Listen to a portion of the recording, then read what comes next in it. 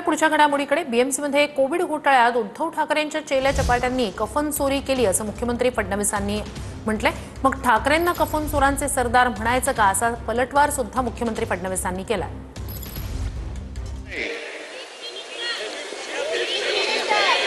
काँग्रेसने म्हटले thief minister चोरांचा सरदार आहे, तर हे पाप, कारण ह्या संध्या कधीतरी मिळतात, कधीतरी मिळते। मला सुद्धा संधी नशिबाने अनपेक्षितपणाने मिळाली होती। तुमच्या सगळ्यांच्या आशीर्वादाने त्या कठीण काळात सुद्धा आपण सरकार चालवून दाखवलं। त्यांनी जनादेशाची चोरी केली होती, ते जनादेश चोर आहेत आणि म्हणून लोकांनी त्यांना घरी बसवलं।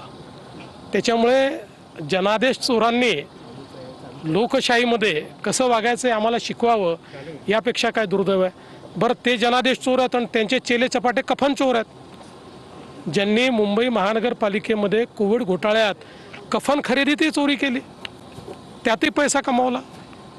आता कोणाचे सरदार म्हणायचं? उद्धवजींना कफन चोरांचा सरदार म्हणू, पण मला अशी भाषा वापरायला आवडत नाही।